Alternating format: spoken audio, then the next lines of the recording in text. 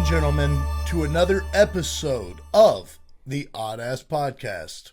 I'm your host, Jason. This is your other host, Taylor. And ladies and gentlemen, we have a terrific, wonderful, honorable, well-mentioned, the greatest podcast that there's ever been, the best one I've ever seen, the best one you've ever seen is right now.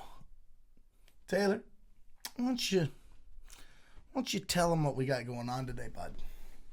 Are you guys fucking ready for this? I don't know if they're ready. So what we got going on right now, what we have going on, we're doing some fight picks today. Mm-hmm. But before we do that, first, we're going to go back over this past week's card. Yep. Which was, I don't know if you remember, the BMF card. Yep.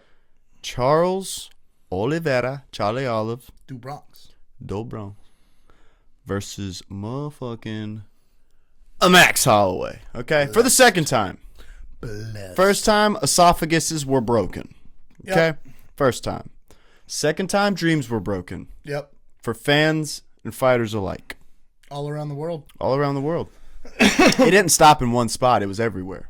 But before we do that, if you guys don't mind, be sure to go down there, like the video, give us a comment, share it with your buddies, tell them what you think, big dog, and get in the comment section, man. Let's have a conversation. You know, not only all that, hit the subscribe button.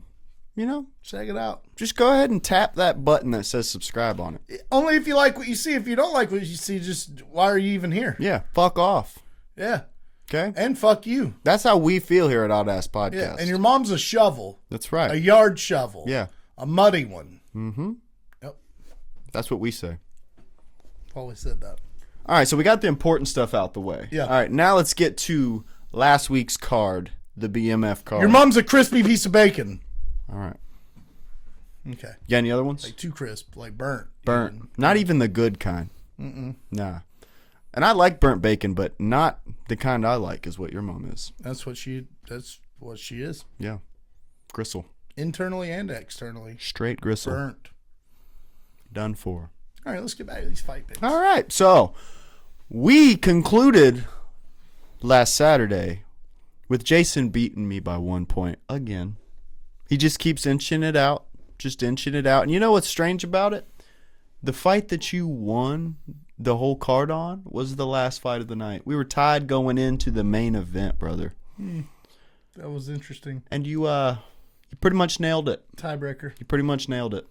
You did. Thank you. So now, my boy here is 95, and I have 92. We're inching up there past the 100 mark, okay? We're I don't know if you guys know this, but this is our 39th podcast, okay? Sheesh. 39. Practically veterans by this point. What are you? What are you? What are you? I'll tell you what you are. First fight, Sumadarji versus Jesus Aguilar. I think we got this wrong. We both got this one wrong. We thought Jesus was going to go out there and outstrike Sumadarji, and that's exactly what he did not do. Yeah, he got shit on, bud. Yeah, poopy all over him. He didn't like this one. He didn't look like himself out there, or maybe he did. And maybe Sumadarji looked like himself. Straight doo-doo droppings on the dome, brother. Yeah, man. Yeah. Sumadarji looked sharp. He dude. did. He was He fast. looked sharp, bro. He was way faster than Jesus. Yeah, man. And I'm happy for him. Because there's been a couple fights, even some of the ones he's won, where I'm like, that ain't going to cut. And, it's not that Jesus Aguilar is some top-ranked guy. But I'm ready to see Sumadarji fight someone of some significance. You know what I mean? Me too. Well, he's got to make it through these smaller guys. He's had a lot of rough losses as of late, and he's trying to build his way back up there to getting his spot in contention. But it's a long road once you lose a few. Yeah. Yeah. Up next, we had Cody Durden taking on Niam Jargal, Tumendimbaril. Yep. Tumendimbaril. Yep. Niam Jargal, I would say. Ooh, Neanderthal. Neanderthal. Neanderthal. That's that should right. be that should be his That nickname. should totally be his nickname. Yeah, 'cause he looks like a Neanderthal. He does. Not as much as racist? Not as much as Oralby does. Oralby looks like a whole different branch of humanity. Yeah. But anyway, Tumendimberall Yeah, two men got in a brawl. went out there and got the damn thing done. Cody Durden was looking pretty good early, but Niam Jargal was just a little too much for him. Yeah. Niam Jargal. Dude, two men in brawl, and Cody Durden were two men in a brawl, and they got to hurting Cody Durden.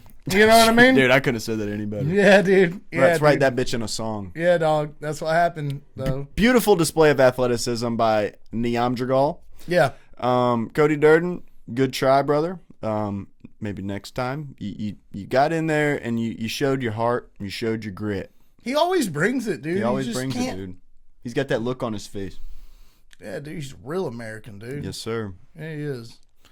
Man, that sucks. But, hey, never give up. Never surrender. We both chose Tumendimberall.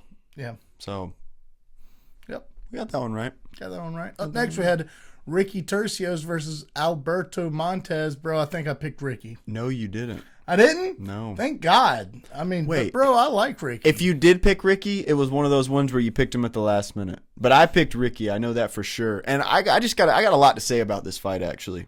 First of all, Ricky Tercios came out there and looked like his prime self. He was tenacious, dude. He was throwing so much at the beginning. Screaming at him. He didn't look scared at all of this fight. But, dude, Alberto was flawless. Dude. I mean, flawless, dude. What was it, an anaconda choke? Yeah, and that's like his shit, dude. He's been getting everybody with the anaconda choke. Not only has he been getting everybody with the anaconda choke, he also celebrated with an anaconda choke. I don't know if you noticed that. No. He took his own cornerman down and put him in an anaconda choke.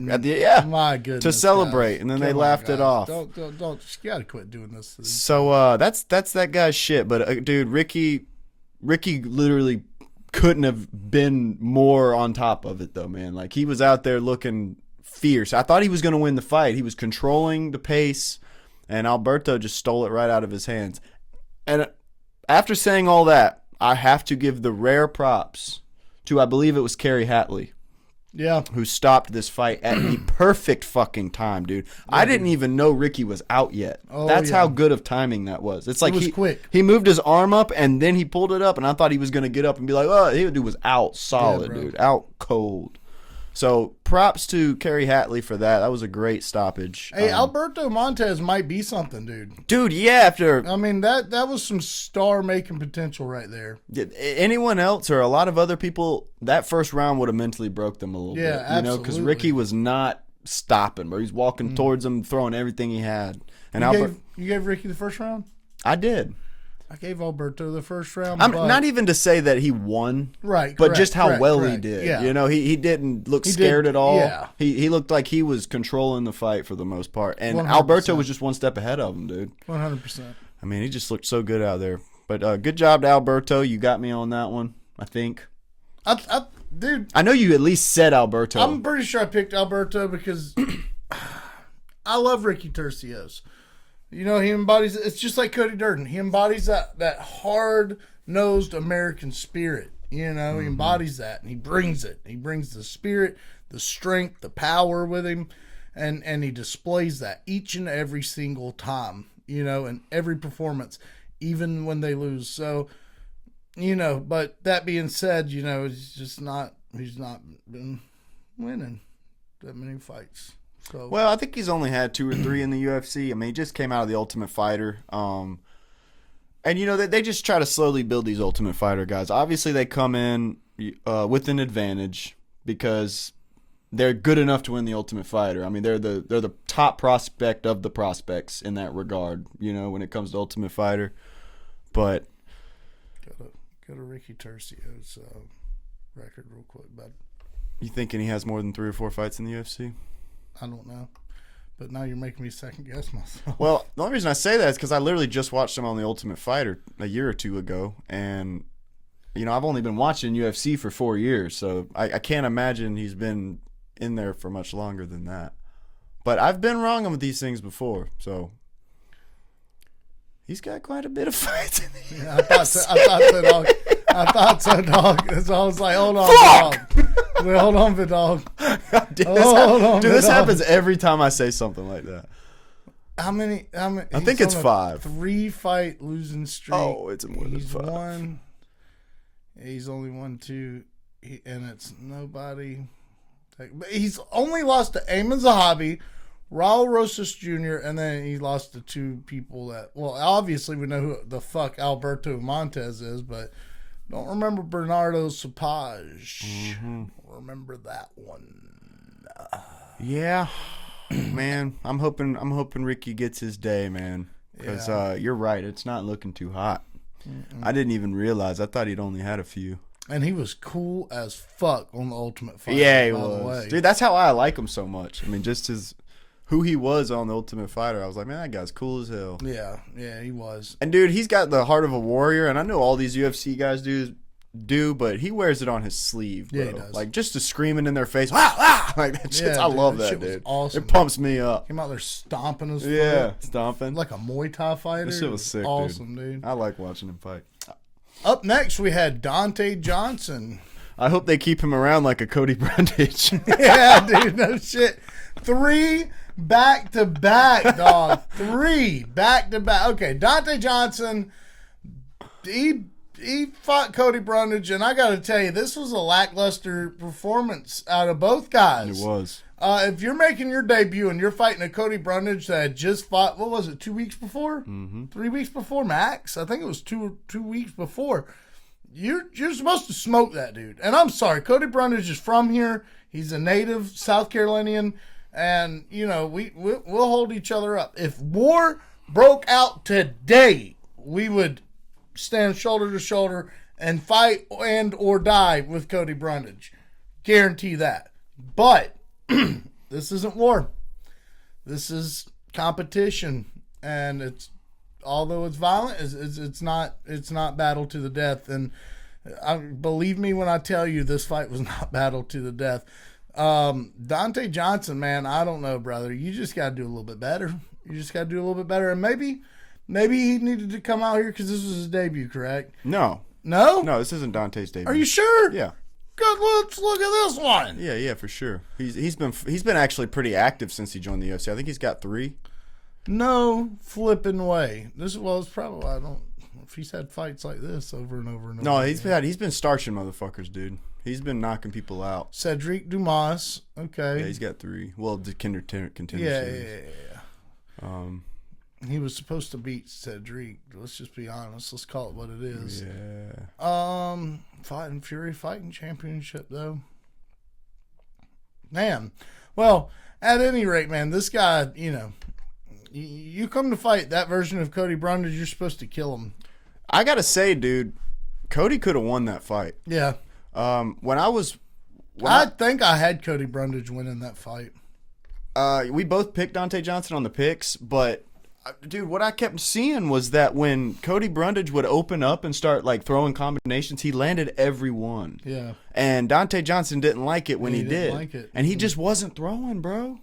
He had, like, if he would have, that third round, bro, if he would have just let him have it and just fucking went after him and walked him down and thrown shit. And I know walking Dante Johnson down is no easy feat. I mean, that dude's a monster and he throws crazy haymakers. But Cody Brundage was winning with the jabs, bro. And he could have taken that fight if he would have had a good game plan. Or, as he said in the press conference, he never follows the game plan and he pisses his coaches off. So if he would have followed that game plan, if that was the game plan, he could have fucking won that fight. I was very confused because I did not even think Cody Brundage had a chance. And then when he goes out there and shows that he does have a chance and does nothing with it, I was just like, what? Yeah. You need this, bro. You should be fighting like damn Ricky Tercios out there right now. Yeah, dog, because you need this. I don't know. Think he's burnt out?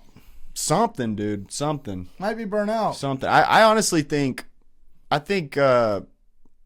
it's probably rough being in his spot. The UFC keeps giving you chances because it feels like you're just waiting to get fired.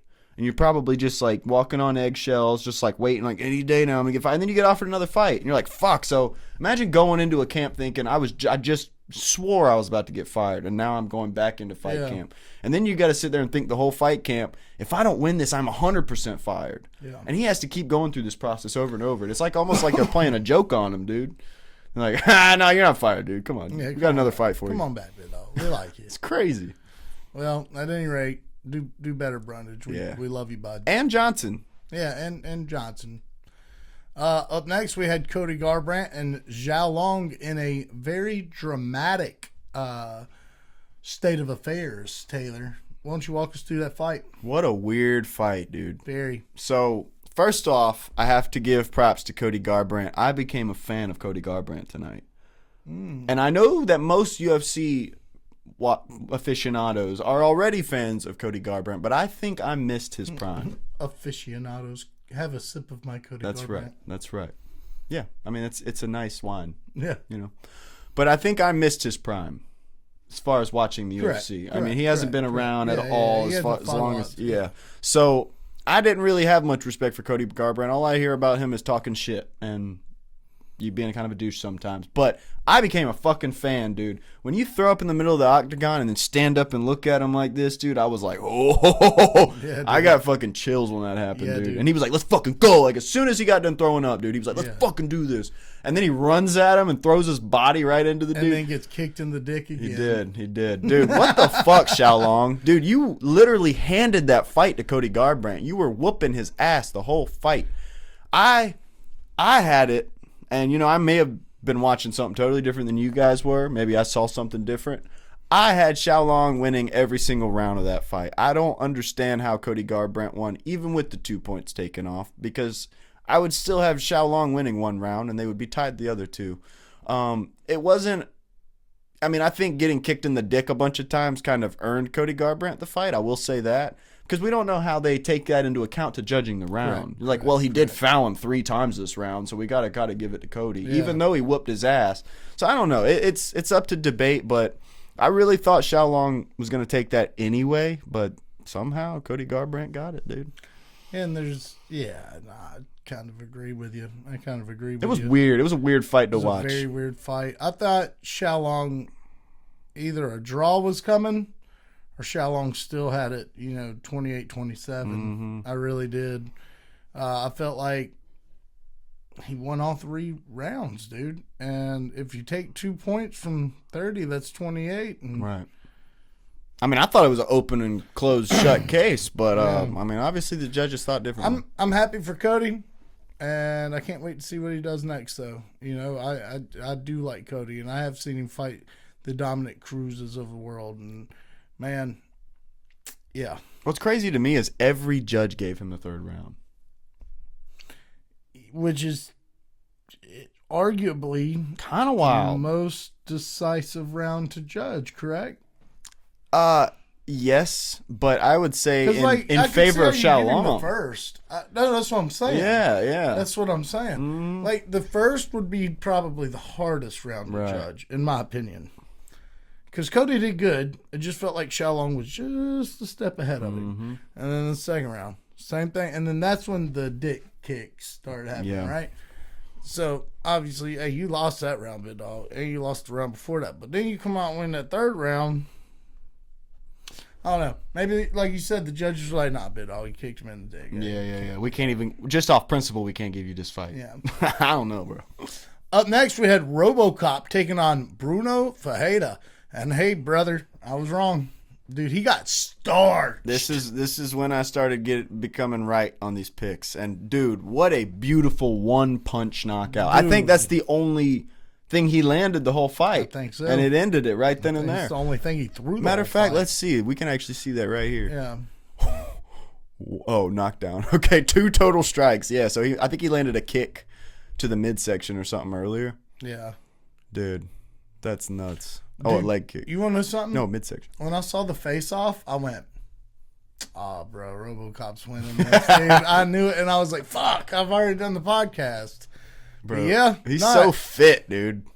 Good on him, dude. I like it when Gregory Rodriguez is in the top rankings. The world's a better place with Gregory Rodriguez. I agree, dude. I agree. That was a very calculated knockout, dude. He didn't waste any energy, didn't waste no time. He made it 1 minute and 47 seconds into the fight, bro. Before he threw even 2 strikes, and that's all it needed, bro. That's all it needed. Up next, we had Drew Dober and Michael Johnson.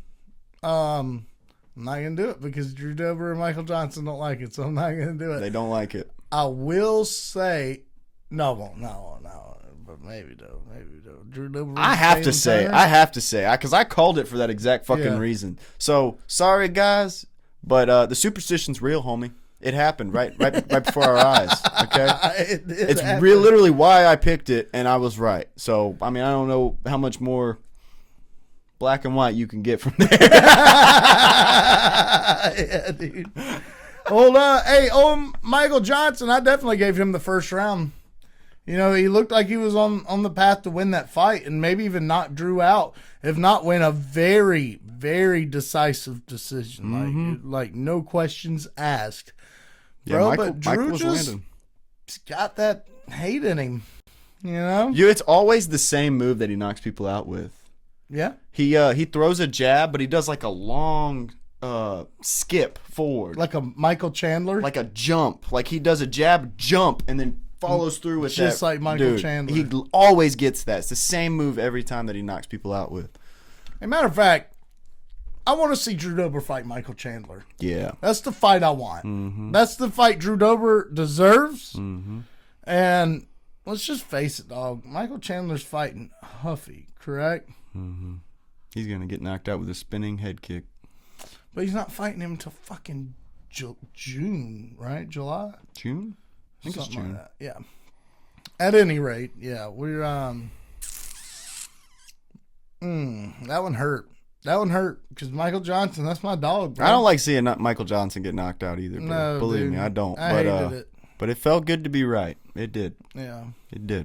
Especially when I've been getting my butt whooped on these picks. Hey, you know. I'll take anything I can get.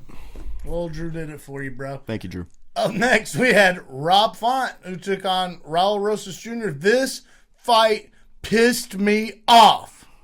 This fight pissed me off, and I'm going to tell you guys why right now. When Charles Oliveira goes into the BMF fight with Max Holloway, you get pissed off at the result, not because Max Holloway dominated Max Holloway. You get pissed off because it's a BMF bout. And we'll get into that in a minute.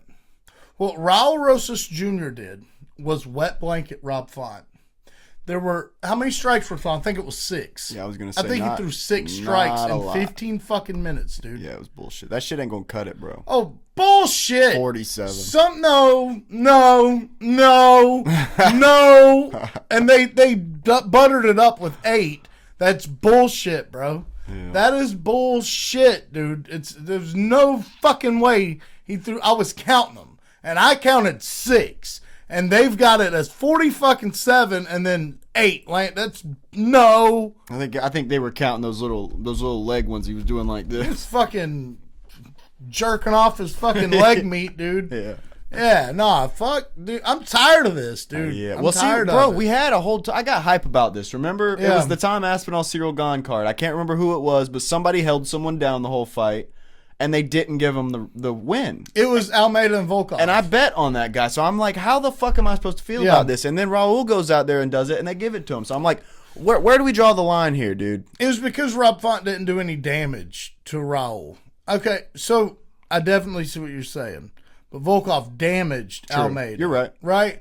But even if Rob Font damaged Raul, I don't think they would have gave the decision to Rob Font. I don't, because Raul's just their guy, and everyone's like, oh, well, the commission doesn't work for the UFC. I definitely get it, but come on, big dog.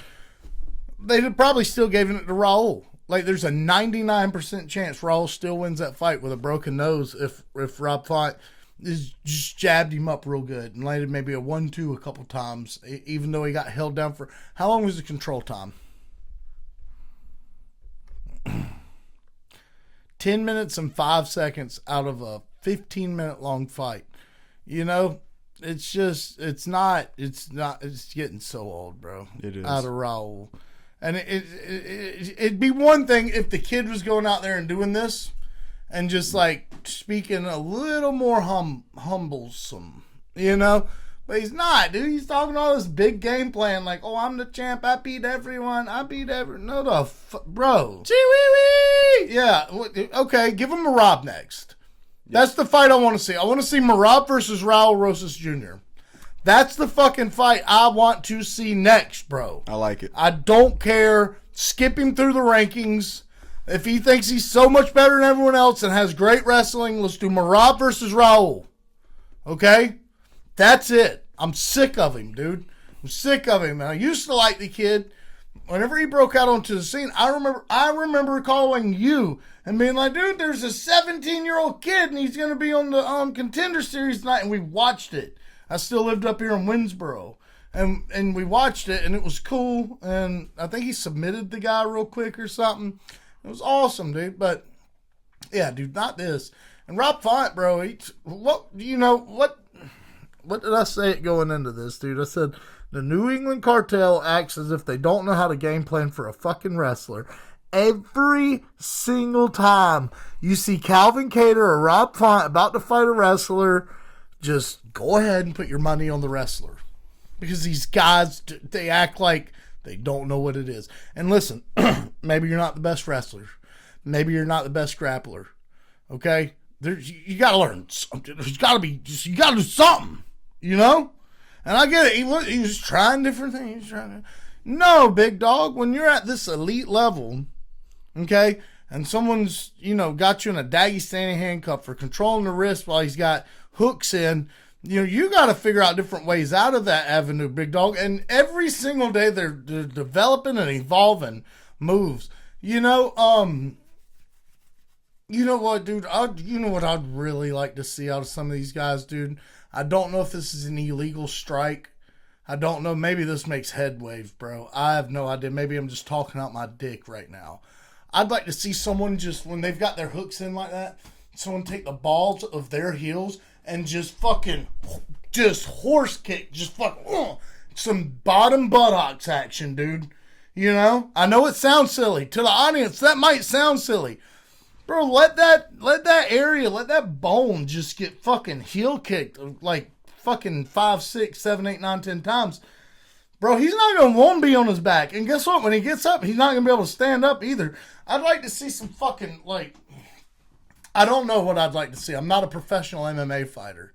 But we got to do something about that, dude. We got to do something about that, strikers. All right, well, I agree. But now that we've shit on them a little bit, I got to give them some props. So Rob Font really did look great with his jiu-jitsu in hampering Raul Rosas' control. Yeah. That's really where the no damage came from, is because Rob Font was putting him in submission after submission after submission and doing all the cool butterfly guards and rubber guards and all these different things. Was just staying busy on his back. Now, it makes for a boring fight because they're canceling each other out, but still, props to Rob Font for that. And I do have to say, dude, Raul Rosas, even though he didn't land a lot, his boxing did look 10 times better than last time. Yeah, but you're in the Ultimate Fighting Championship. You're supposed to have good boxing. I 100% agree with you, but he had zero boxing in his last fight. This time he at least had a little bit of accuracy. He clearly was throwing with his mind involved. He was trying to actually land some stuff rather than just throwing wild punches to get a takedown. He seemed calculated with his boxing, even though he didn't land it. It's actually a good fight? It's actually a really good fight for Raul right now? He just beat Rob Font, right? Song Yudong. Oh, yeah. Song Yudong, Raul Rosas Jr., book it. I got Song Yudong. Yeah, me too, and I'd enjoyed fucking watching it. Yeah. I mean, look, I really want to like Raul Rosas Jr. I really do. I used to enjoy watching him compete. Maybe it's because, he's the 17-year-old that's beating everybody up. But he was beating people up. Even with the grappling. He was still putting damage on folks. And, I'm sorry, but if Rob Font's jiu-jitsu is keeping you away from doing damage and you're this crazy grappling wrestler jiu-jitsu guy, something's wrong. You only got half the recipe. That's all I'm saying. I'm with you. I get it that Raul would demolish me in a fight. This isn't. I'm talking as a fan, bro. I'm not shitting on the guy. I'm not hating on the guy. We pay for a product, and when that product doesn't do what you expect it to do, and that might sound like a crazy way. Imagine going to buy this super badass looking truck. Raul Rosas Jr. is a super badass looking individual. Imagine if you go buy this ugly fucking mug of a truck, and then you go to put it in 4-wheel drive, and it's like fucking Mr. Bubbles coming out the exhaust, and it's not really doing shit, and it doesn't go fast, or it doesn't, like, you paid money for that, and then you get disappointed at the end result. And people like to go, oh, fans shouldn't have a say in the way these fight. And no, I shouldn't have a say in the way these guys prepare for fights. I shouldn't have an opinion on that drastically messes with anything on like his beliefs or his personal life or anything like that. But when I'm paying for something and you go out there and you do that, dude, it makes me not want to watch you. How about that? Let's put it like that. Yeah. And Rob Font too. Like, and Rob Font was like, you're right. But bro, you knew for so long you're about to fight Raul. Yeah. Just a little, because he was almost there. It's like, just like you said, he would get there. He would get into these submission type situations. He would get into these certain guards. But you got to do something with it from there, bro. Yeah, you can't just make the reversal. You have to then reverse him. Yeah. When you're in butterfly guards, you need to be getting, trying to figure out some feet to hips type situation. And if he grabs those heels, you got to be able to just engage your way out of that. Mm-hmm. All right, my bad. Up next, we had Caio Borralho taking on Reinier de Ridder. Shocked us both. Yeah, okay. Shocked us both. We both had Reinier de Ridder on this one. And Caio Borralho went out there and looked cold and calculated. Yeah, very. Unanimous decision, won every round by every judge. Heat-seeking missiles in both hands. Yeah. How did Reinier not go down? That's a great question, dude. He hit him with everything he had just about. And, I mean, he was quick and fat. Like, damn, dude. That was a great fight. It was a great showing by Caio Borralho, especially after his loss on his last fight. Yeah. Against Imavov, which Imavov, fucking #1 contender. You were probably trying to fight him at his fight because Imavov is fast. Yeah. But yeah, man, he went out there and did the shit. And I did not expect that. And speaking on this fight, Reinier de Ridder then announced he's moving up a weight class. That does not sound good, bro. No, it does not. Look at the guys in that division, and then look at what just happened to you by Caio Borralho, which is a great contender in the middleweight division. What I'm trying to say is, what happens when you run into a Khalil Roundtree? What happens when you run into a Nikita Krylov? You know what I mean? Yeah, Nikita Krylov versus Reinier de Ridder. Let's do that fight next. That's the fight that needs to happen next. I agree. Since you want to go to light heavyweight, we're not going to put you at top 5, big dog. Like where you probably at. He's probably 6, 5, 7, somewhere in that area in the middleweight. Nikita might be 7 in light heavyweight. He fucking might be. I don't know. I think he's double digits. He might be, but at any rate, that's a good mood point. Let's see where you guys are at. That would be. Yeah. Reinier, I mean, he dude, you know what though? Everyone was like, oh, Reinier looked like he didn't want to be in there. And the reason why I think he's wanting to go to light heavyweight, he didn't look energized. But if you go and watch all of his fights, he doesn't look energized in any of these fights. He moves sluggish and goofy. Yeah. And, maybe that extra, that's 20 extra pounds of fuck around and find out at light heavyweight. So hopefully he can hone in on some working out because he's gonna have to learn how to strike, dog. Yeah, dude, he's gonna have to learn how to hit hard. I don't even know if he has to learn how to strike. He needs to learn how to hit hard because that ain't gonna fucking cut it, big dog. Up next, we had the main event of the evening when Max Blessed Holloway took on Charles Do Bronx Oliveira. Taylor, what were your thoughts on this one, brother? Well, my thoughts were that Max Holloway got dominated through 5 rounds. Yep. Never in a million years thought I'd see domination like that in this fight. Gotta say, though, was it really a bad motherfucking fight, though? It was a good fight. Yeah. Not a bad one. Correct.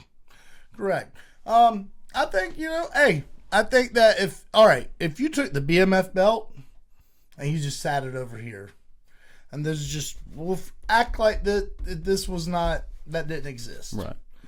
that would have been like sick fight. Oh, sick fight. Shit, and I would have bro. maybe even been a little more excited about this fight too. Oh shit, dog. Yeah, but I mean, dude, the fact that BMF's on there, it's like it's got expectations that come along with it. Yeah, and Joe Rogan, those guys, when you hear during the broadcast, DC asked him something along the lines of, "But is this what you expect, or is this like, does this make it less BMF?"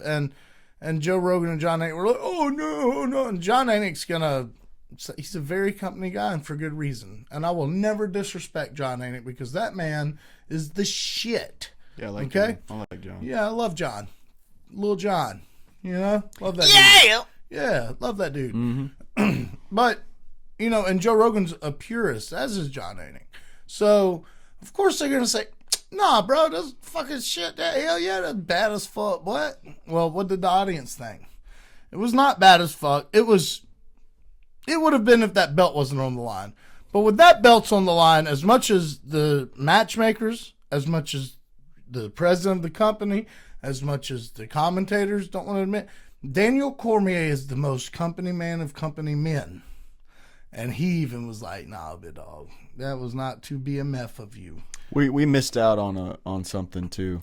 What? On an opportunity with this card. What do you think? We should have bet on how many, over or under, how many of these fighters in this card are going to point to the ground. Oh yeah, yeah. We missed out on that one Yeah, because we did. I think it was like 3 or 4 of them. Mm-hmm. And it wasn't the ones you wanted to see either. Mm-hmm. It wasn't Mr. Max Holloway or Charles Oliveira. Hey, Max tried his ass off though, dude. I he was did. actually happy with Max. We never get to see Max on the ground, and as much people want to say, back to the Raul Rosas Jr. thing. He laid on him like a wet paper bag, big dog.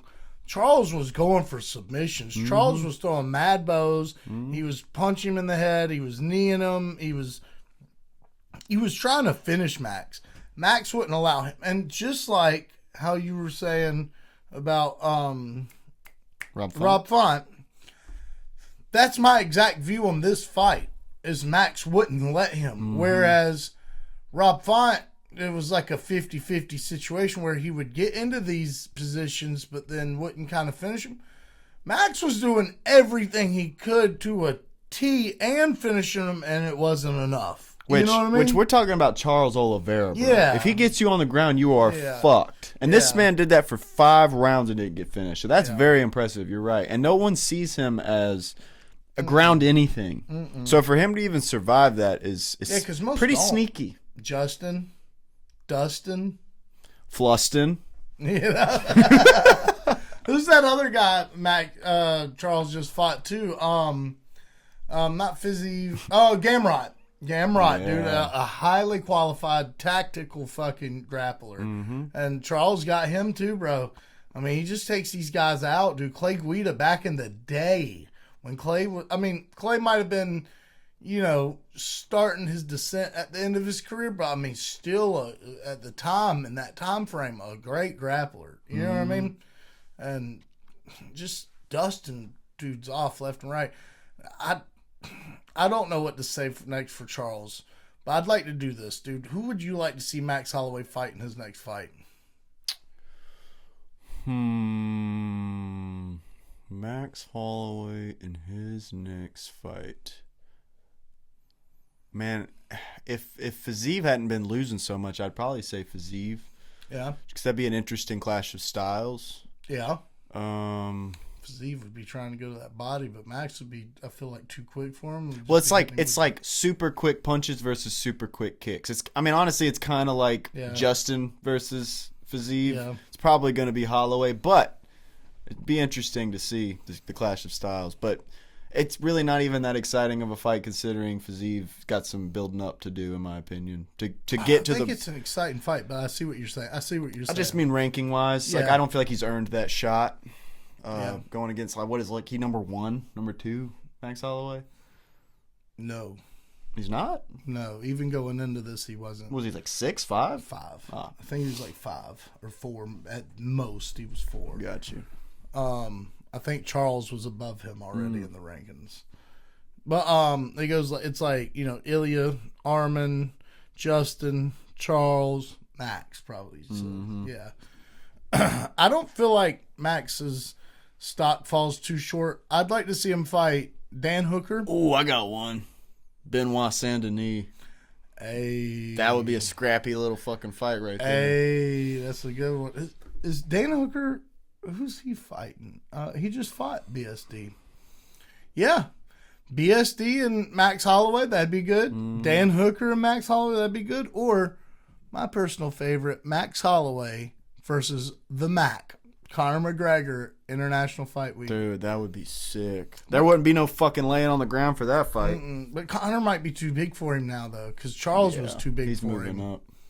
Yeah, Conor's fighting 170. What do you think next for Charles? I think the Arman Sarukian rematch. They're not going to give I think they just released an Arman Sarukian fight, and I can't remember who it was. But that's a problem. Arman's doing all this crazy work on the outside of the UFC right now. Just dust. Did you see? He just took out Muhammad Makayev. Who? Arman. Dude choked him to sleep. Damn. What, on Raph? Last night. No, dude. And your boy fought Bryce Mitchell. Yeah, Silva. Night. Yeah. Yeah. Same card. Same card. Yeah. Oh, it was the Submission grappling. Hype Brazil. Yeah, it was like $30 on YouTube. Yeah, and then Walter Walker came in there and broke up a fight. You saw that? No. So there was a fight going on, and from what I heard is that he said they weren't fighting in good faith. So he came in the ring and stopped the fight. No, he fucking did. Swear. What kind of fucking shit show hen house is this? I don't know what the story is behind all that, but that's the surface level story I heard. Just push the ref to the side. Yeah, and said, no, we're not doing this shit. He said they're not fighting in good faith. I don't know if he meant somebody was faking or if they were just sparring or I don't know what the fuck that means, but he wasn't having it. I'll have to look into that. Mm-hmm. Well, folks, that was your BMF UFC 326 recap. I think it's about time for a really slick, really fun, really awesome dude to come on and talk to us for a little bit. What do you think? I think I'd really like that. You know what? I think that you should introduce him with his little walkout song, Bed Dog. Okay. You ready, guys? I'm ready.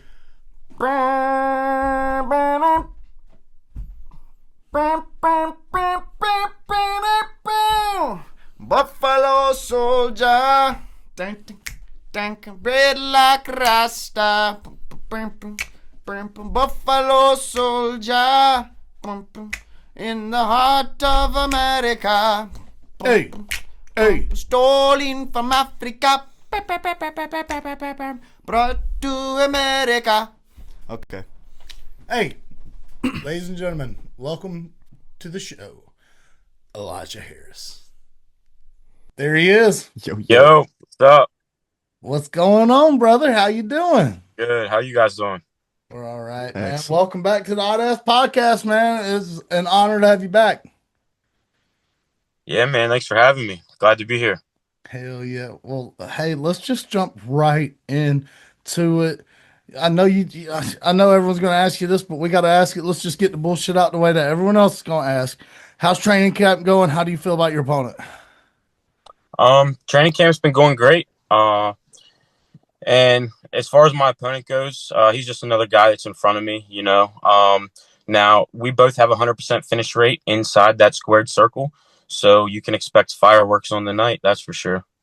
You're damn right. You're damn right we can. All right, now all that's out of the way, I got something else to ask you.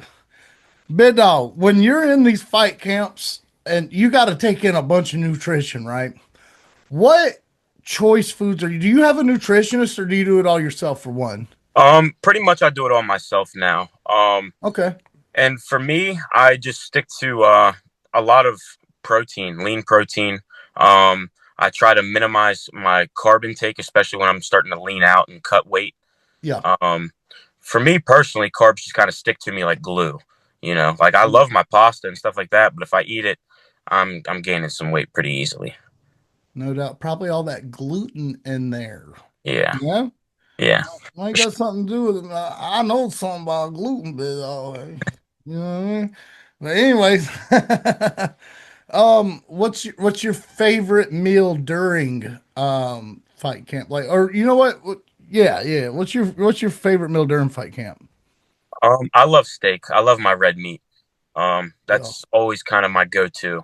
Um, Something else I'll eat like when I'm really trying to lean out and cut weight is just ground burger, some cottage cheese, and a little bit of rice. So I will have some rice for some carbs and stuff.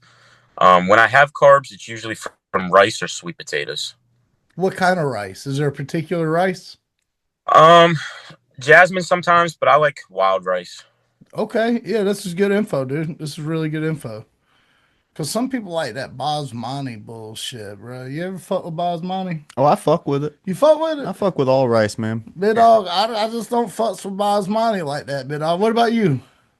I don't know if I have or not, to be Sounds honest. too fancy. Sounds Yeah. too fancy for me, big dog. No. So so we're getting ready for this fella here. And like you say, he's got 100% finish rate. I don't want you to give out any kind of like I don't want you to give out anything like that. But on a scale of 1 to 10, how excited are you for this matchup? I'm very excited. Actually, a little secret, I asked for this matchup. Um, Woo! yeah, so I was supposed to fight the night that he fought last, January 17th. So BKFC, they took care of me, I was still able to watch the show and everything. So I got to watch his last performance live. And immediately when the fight was over and they were interviewing him, talking about him being a potential title contender, I messaged the matchmaker and I said, I want that fight. Let's make it happen. And sure enough, here we are. He accepted. No doubt. No doubt. So that's cool because sometimes promotions, and I'm not saying anything about BKFC. As a matter of fact, I'll go on the record and say I haven't heard this about UFC. I've heard about other companies like PFL or UFC or even what's the other one that starts with a K? Over in Europe. I can't think of it. Anyways, KSW. KSW. I've heard that sometimes they don't let them athletes stay and watch the shows. What's up with that? I think it kind of depends on attendance, right? Like how sold out the crowd is. If is there, availability. I think that's kind of what it usually comes down to. No doubt. All right. All right. Well, I mean, that makes sense. I mean, if you got a sold out crowd, there ain't no damn seats putting their Right. butts in. You know what I mean? What is your whenever you get done with a fight, what is your go-to meal as soon as you're done with a fight? Usually after a fight, I like to crush a pizza. Um, Hey, Now let's go. my post weigh-in meal is usually a steak. Okay. Yeah. Okay. Just a steak? Well, I get a steak, loaded baked potato, and stuff. Yeah, that bit loaded though. That Yeah, bit loaded though. so a little extra calories there. Yeah, yeah. Hell yeah. So hey, we noticed that there was a little mess going on in our notifications, and we saw that old James Brown, and you was talking some not disrespectful. It was very respectful, but Right. we saw you guys chatting it up. When you get done with this fight, you plan on calling this dude out? I might. I mean, it kind of would make sense now, right? So Yeah, why not? yeah. And especially with the champ fighting the European champ, and like, there's not a lot of movement at the top of that division, and it's really sad, dude. Because in my opinion, it's probably the second most exciting division in the whole promotion. You Yeah, know, it's definitely up there. 145 and 155. It's stacked with guys at the top of the division that are talented, and my name deserves to be in that mix, and that's the goal. hell yeah, hell yeah. So, you plan on knocking this dude out? Absolutely, Yeah. absolutely. Yeah, there won't be any judges needed. That's for sure. I mean, he is a stud, though. He is a stud. Like, we kind Yeah, of can't get flowers, but you a I'm not. stud I'm too, not. though. Yeah, I'm not taking anything away from him. Yeah. But either I'm going to knock him out or I'm going to get caught and get knocked out in the pursuit of trying to knock him out. I'm not Stomp him out. I'm not here for any decisions or point fighting or anything. When I get in there, I'm coming for the kill every single time. I'm getting fucking pumped, dude. I'm getting fucking pumped, dude. Buffalo soldier, You know what I mean? tread like Rasta. Yeah. We're coming Yeah. for war. Yeah, we are. That's right. That's exactly right. So you get done knocking this dude out, and then we might call out brother James. We love James, dude. That's the home slice. I'll be you the home slice too, man. I'd be a little sad if you guys fought, but dude, how incredible would that fight be? Holy shit. So, Dude, the thought of that fight pumps me the fuck up. yeah, you ain't kidding. You ain't kidding. James has got to be the longest, like as far as reach and shit goes, in like He, probably 155 too, though, yeah, right? yep, he's got some of the longest reach in both of those divisions for sure. I do my homework. Hell Hell yeah. yeah, I like it. Hell yeah. So, hey, let me ask you something. You ever met Dave Feldman? You talked to Yeah, him personally, or yeah, like, and yeah, I've talked to him personally, and I knew him a little bit from MMA before the whole bare knuckle thing. yeah? Because, I heard from a little bird that Cuz got hands, bruh. Yeah, he used to be a pro boxer. Cuz, He can throw down a little bit for sure. you seen him though? Um, he actually posted something the other day on his Facebook of him hitting the heavy bag, but I mean, I've never See? fight anybody. Yeah, for a fact. Because I heard from a couple folks, they was like, hey, Dave used to be that dude, bro. Yeah, I was just wondering, you shook his hand? Yeah, He got man hands? yeah, he shakes your hand like a man. You know what I mean? Okay. It's not he doesn't shake your hand like a little wimp or anything. Okay. Not because he looks like it. I asked this about like every No, promoter. I know right, it's a weird question, right. but I'm a man Yeah, and I yeah. just wonder about these Guys, things. you'd be surprised. There'd be guys you'd think like, oh, he'd have a firm handshake, and then they don't, and it's just like, I don't know if I respect you quite as much. Yeah. Hey, come here for a second. I got a little secret for you. Former president of the Professional Fighters League, Don Davis, Mhm. looks like he's got little bitch hands. Shots fired. Yeah, he looks like he's got little baby bitch hands, bro. Not Dave Feldman. Dave Feldman looks like he's got some rough, masculine, hard-working hands, bro. You know Right. what I mean? What about Connor? You ever met that dude? He was there at my last fight, the one in Newark, New Jersey. Hell Um, yeah. yeah, he was very hyped up. We'll say that.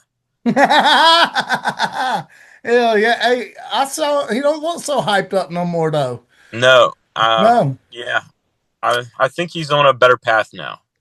Yeah, on a path. That's what we'll call what he's on. That's Yeah. better Yeah. now. He's on a lot of that path. But something else he was on might have been better though too. But no, probably not. Probably not though. Probably not though. But anyways, no man, no. I fucks with. As a matter of fact, I'm that guy, and people can talk mess about it. I was in 8th grade whenever I found out about Conor McGregor, and I'd watched UFC leading up to that. Like John Jones, Rashad Evans, Rampage Jackson, and Rashad Evans won. That was like my favorite fight ever. GSP, Matt Hughes, all that. But I never sat down and watched week to week to week, until Conor McGregor came along. So that dude's the fucking man, bro. Yeah, That's what I'm trying to say. yeah, for sure. He definitely. Yeah. Hey, if there was a BMF belt at BKFC, who do you think should fight for it? And I ain't talking about that most violent belt. I know Mike Perry got the most violent belt. That's cool and all, but Christine Ferreira, she got the real most violent belt, in my opinion. I mean, I like Mike Perry too. I fucks with Mike Perry hard. Like, Right. that's cool, but I'm talking about like people, homegrown BKFC guys. I'm not talking about people we brought in. I feel like you can't look over Lorenzo Hunt for that. Okay. I feel like his name has to be in that conversation, right? Yeah. And his only two losses, one was due to cuts, which can happen to anybody, and the other one was an injury. He got knocked down and his elbow dislocated. Yeah. You know, Against the heavyweight. right? Who fights Mick soon? Terrell, right? He fights this weekend, I believe, right? Mick? Yeah, over Maybe. okay. Yeah, maybe. Maybe. I don't keep up with the European cards, brother. Yeah. I'm just gonna be honest. I'm gonna be Right. honest. I mean, we ain't trying to. We ain't trying to get no endorsement from BKFC. I mean, if they want to, that'd be swell. But Right. we ain't showing up with microphones with press badges on Right. at BKFC. So fuck them. I'm just playing. I love BKFC, big dog, but I don't keep up with every one of them, dog. We just like what we attach to. We see people that we enjoy watching, violent, tactical, technical, professional athletes and combatants that really, catch our eye by doing something slick. And then we attach not as ourselves as like an entity, Oddass podcast, but kind of ourselves individually, Jason and Taylor, to these athletes and enjoy just having conversations with them. You know what I mean? I'm honored to be one of the athletes on that list. Yeah, dude. Yeah, dude, exactly. We're honored to have you, brother. The one I'll tell you which one caught our eye with you was when you dazed the guy and then the ref was kind of almost in it and he was like this and then you like 1-2'd him and he went out cold, bro. And then you was like, yeah, motherfucker, I did that shit. Yeah. You remember what I'm talking about? Yeah, I do. That was my debut. Yeah. Yep. That's when right there. That's when we was like, hey, cuz right there, bit all. We want to talk to him one day. Yep. How long ago was that? Last March actually. So yeah. it was a long road. March 25th. Yeah, so almost a year. You know what? We didn't even start this podcast until August, big dog. Yeah. Yeah, and we saw that shit sitting on his couch and was like, one day we're gonna talk to Cuz, bro. And here we are, second interview in. Yeah. Hey, you drink coffee and shit? I do. Yeah. Hell yeah, what's your go-to coffee? Right now I came across this brand. My old man found it at a store. I don't even know what store he found it at, but it's called Buffalo Soldier. Like the coffee is Buffalo Soldier. And it's like a dark roast coffee. It's pretty good. Shout out to them. Shout out. I don't know where it's from or what, but I have to get a sponsorship with them. That'd be pretty cool. I was about to say, I hear a sponsorship coming. Yeah. Hey, we'll clip this. We'll clip this. This is going to be a clip right here. Yeah, Buffalo Soldier. So, hey, define the taste. Tell me what it means to wake up in the morning and smell a fresh cup of Buffalo Soldier. It smells like victory. It smells like world titles lining up. That's what it smells. That's what I thought. Yeah. Yeah, I have never tried it, but if in my head, if I thought about what Buffalo Soldier smells like, it's either a warpath with a little blood on the side, or it's a great morning cup of coffee. Yeah. You know what I mean? Both. You can probably have both. Yeah. Yep. Yeah, you can probably have both at the same time, even. Like if oh, you know what? Hey, this would tie straight into our odd pod question. Taylor. Hey, odd pod question of the week goes to Taylor. He came up with a great one. Okay. Would you like to ask it? Sure. All right, man. So, if you could time travel, would you rather go 100 years into the future to see how advanced technology gets? Or would you like to go 100 years back to see how to go back to less technology? Because some people like this whole technological revolution thing and some people don't. I'd probably go 100 years back in the past. Simpler times. Most people wouldn't think you'd answer that, but I agree. I think I'd do the same thing. Yeah. It's getting a little weird out here with the AI. Yeah. Yeah, I'm not too sure about 100 years from now. Dude, I go to my grandma's house and she'll be like flipping through YouTube videos and she'll be like, look at this cute dog. I'm like, that's AI. Like everything is on your screen. You're watching hours of AI, meanwhile. Excuse me. And it's a bit worrisome because you can, like, to the trained eye, like, the three of us, we can tell, right? But it's almost getting to a point where you can't, man. Mm-hmm. And that's kind of scary. Yeah, I mean, because imagine, all right. Here's what I think about. Like, all right, think about the people of North Korea and what they think of the outside world, right? What's to say that couldn't happen in an America or a Mexico or a Canada? You know what I mean? Where, like, of course, you live in this, ultra technologically advanced, modern, superpower-esque type of society. But, I mean, you can still be contained in this bubble and they start throwing, like, news at you and, like, showing you shit blowing up or shit going on, or maybe it's a war-torn country, but then they show you, like, oh, it's all flowers and rainbows over here. And you just wouldn't know, Yeah, for sure. Yeah, dude. Yeah, I think I'd rather go 100 years in the future, boys. Let me tell you why. Just because, do you got to stay there? Yes. I think it's to carry out the rest of your life. So it's a big gamble. You already know what you're getting into if you go back. If you go forward, you could literally just be nothing. Okay, yeah, no, I'm going back. I'm going back, big dog. I'm going back because I know how to make some shit, I go back there and become a thousandaire, and that was like being a billionaire now. So I'll probably just go back and be a thousandaire I back mean, then. the way things are going, bro, we might not make it 20 years past right now. You never know, you know? You just like spawn into empty space. Just Yeah, yeah. No sun. Elijah, did we cover the topic of aliens the last time you were on here, brother? No, we did not. Do you believe in aliens? Yeah, there's no way we're the only life form. There's no way. The universe is way too big. You ever seen some crazy shit in the sky and thought, damn, there's some aliens in there?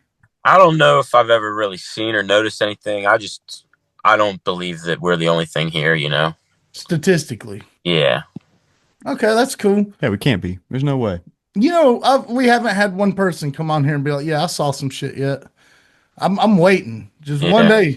one day somebody gonna come over here and be like, "Hey, big dog, I got a crazy story for you," and we're just gonna lock in, big dog. Yeah. You know who I feel like has seen something? Who? Felony. Oh, Charles Bennett. Yeah. Hell I yeah. think he's seen one. Hey, speaking of that, what'd you think about that dude's debut? Um, Did you see it? when Bennett knocked out, Yeah. oh, I can't. yeah, I thought it Yeah. was hilarious because that guy was running his mouth to me in the lobby. Um, I almost beat up Pat Sullivan before he actually had his fight, to be honest. Ooh, wow. He was Juicy. talking shit, bro. Yeah, he just wanted to run his mouth, but that's all right. He knows to stay in his lane. You know what's crazy? So bro obviously has some type of skill or talent, but it's almost like he was trying to rush his way to the top with all this. And there's a risk and reward with that. The reward is like you have the skill to back it up. The risk with that is being less skillful than your opponent and then just getting knocked out flat cold in front of the whole entire world and Right, 16,000 people in a full arena. right, right. And that's kind of what happened to him twice. Yeah.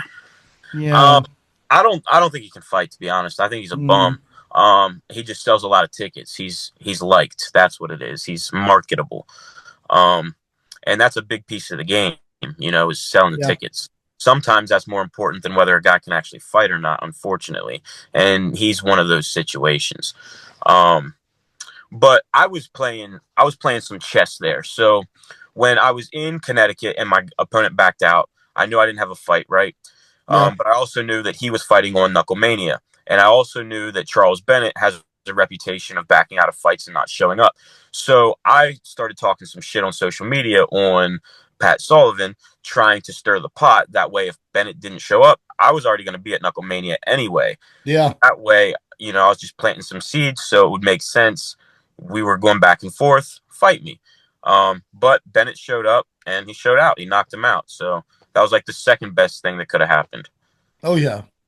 Bro, I'll tell you one thing about Bennett's style. I know that this was new as far as the audience seeing. Cuz is not new to fighting bare knuckle.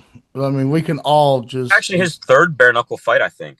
no, I'm talking about like streets. Oh, yeah. Yeah, you For got gloves sure. on the streets. Yeah. Yeah.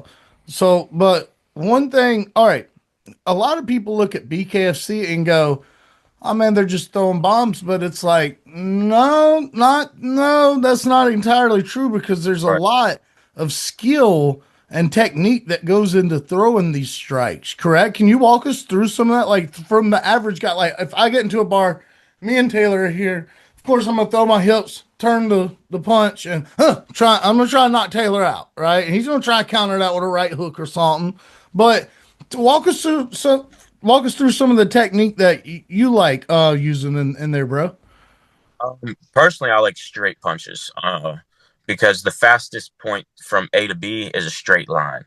So I like my straights. And I'm also like I'm knocking guys out, right? But I'm not throwing my punches at 100%. Like in my mind, I mean, maybe I am, but in my mind, I'm telling myself, be fast and be accurate. Be fast and be accurate. In the past, like in MMA, when I would try to knock people out, I didn't knock anybody out because I would like wind up and telegraph my punches, I would throw loopy, like big loopy shots, and I would catch a shoulder, catch someone on the top of the head. But now I'm trying to find your chin or, find the eyebrow or something, you know. Um, I think shot placement is very important. Hmm. It just so happens that I am really fast and hit really hard, so it Yeah. helps Yeah. Accuracy is key, brother. for sure. Yeah, man. So, let me ask you this then. There's superstars out there that do. Watch, you gonna like the way I segue this one. There's superstars out there that do certain things to just kind of mentally ground themselves to this moment, right? When they're about to walk out the tunnel, or maybe they're in the locker room and they know that they just saw the knockout. They know that their name's about to get called to walk down those hallways. Is there like a not a seance, but like a saying you kind of go through, or like a ritual esque type ordeal that you do before a fight? Um, well, I always have a little conversation with God first. Let's I just go. thank Him for everything He's blessed me with. You know, I thank Him for the opportunity. I thank Him for my athletic abilities, my grit, my toughness, and for giving me the opportunity to go out there, display what I'm capable of, and then give Him the glory. Like Yeah, I do that before every single fight, and yeah, then one of the things I just kind of play through my mind, and I'm not even sure when I started doing it, but I'll just like be saying calm, cool, collected, razor sharp, and laser focused. I'll just be repeating that over and over again. Calm, cool, collected, razor sharp, and laser focused. And I mean, I feel like it kind of shows when I go out there. yeah, man. Yeah, dude. Because there's a superstar. His name's Sean O'Malley, and he does one himself. And it's just like quicker, faster, smarter, better. Yeah. And he just does this over and over and over again for minutes, dude, like 10, 15 minutes leading up to it. And I was wondering if you did something similar, but that's Yeah. good insight. I do. Yeah. Yeah, that's good insight. So, let me ask you this, dude. You're sitting out there, you're getting ready to go out there. And I know a lot of people, but I like to ask individuals themselves, for just my own gain, really, just my own personal knowledge gain. But do you get nervous? Do you get excited? Are you in a happy place? Are you in like a pissed off place? Where are you at whenever you're about to walk? Excited. Yeah. Yeah, I'm like a kid in a candy store when it comes to fighting. I don't get nervous anymore. I've done it so long. I had my first fight at 18 and now I'm 30. You know, I've been doing it for 12 years. It's the longest job I've ever held. Uh, yeah, so I don't know. I love it. Genuinely, like to the core. It's the only thing I'm really passionate about, and I just get excited to fight. Um, like I joke with people that I don't dance and stuff, but if you catch me on a night that I'm fighting and I'm out amongst the crowd early on before we get corralled to the back and on lockdown, I'm out there dancing around to the music and everything, just vibing, and it's a great time. Like it's the only time where I feel like I am letting loose and having fun, you know? hell yeah, dude. Means you were meant to do it, bro. Put you in your Yeah, element. absolutely. Hey, you know what? Let's do a little round table situation. Were you ever in a fight like in school? Um, one, but for the most part, people didn't want to fight me, you know? Like they would run their mouth Because and they stuff. knew, they knew. When they saw that I was about it, then talking was all that happened, you know? But there was just one kid, he was like inner city kid that was sent to our school like a reform type deal, Yeah. and he wanted to show he was some tough shot, so he came up and sucker punched me out of nowhere, and then rather than or like hitting him back or whatever, I just strangled him. You know, I picked him up. I was Shit. honestly trying to break his neck, but I picked him up and was strangling him, and then the gym teacher came up, starts yelling at me and stuff. So I just dropped him, let him hit the ground. He got up, hit me again. I looked at him and told him he hit like a bitch. That was the only time I ever had an altercation in school. Damn, dude, that was scary. I thought this was gonna be a fun experience, dude. Like I wanted to do a little round table, like, hey, this happened here, this happened. Like, I got a funny one I was gonna say, bro. What you just described was damn near murder, bro. Yeah, I'll Have come you, in. what about you? So the one I remember the most, we used to play this game. I first moved to Florida. I lived there for about a month. Um, Didn't really know anybody, and everybody was playing this game called Redneck, where you go up behind somebody and smack them in Oh, the neck. hell yeah. So everybody kept getting me, and I'm like, oh yeah. And I was trying to make friends like this, like, oh, you got me, good job, you know. And then I went up to this one mixed kid, and I got him, and he got pissed. He bent over to tie his shoes, and I got him right when he was down like that. I was like, bam! I said, Redneck. And he looked up at me and he went right up to me and just jabbed me right in the face. And so I Yeah. backed up and I hit him with a straight back.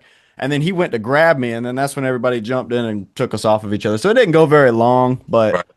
it was, No shit. yeah, it was interesting. I knew we weren't cool after that though, but he tried to be my friend after that. But I was like, nah, man. See, Elijah, that's like funny, bro. Yeah, no, I agree. I don't know, man. When I'm ready to fight, like we're fighting for real, you know. Yeah. Yeah, yeah. Dude, I had this guy. Do what? I play for keeps. Fuck yeah, it sounds like it. Sounds dude. like you learned early too. Oh, I got a funny one. You remember in high school in Silver Bluff how me and my girlfriend shared the locker? No. Oh, okay. Well, anyways, you were like right down the corridor. So, long story short, me and my girlfriend shared a locker in high school. And one day we're in there and we're like putting all our shit in there and being all sweet or whatever next to the locker. And this kid, I won't say his name because we're cool now. He's actually a good ass dude. He ran up to me and just started. His first name's Tyler. He ran up to me and just started punching me from behind, dude. We got into a little back and forth like argument or whatever. He started like just winging shots at me, and I was blocking him. And I turned around and grabbed him and like 180 and shoved him into the locker.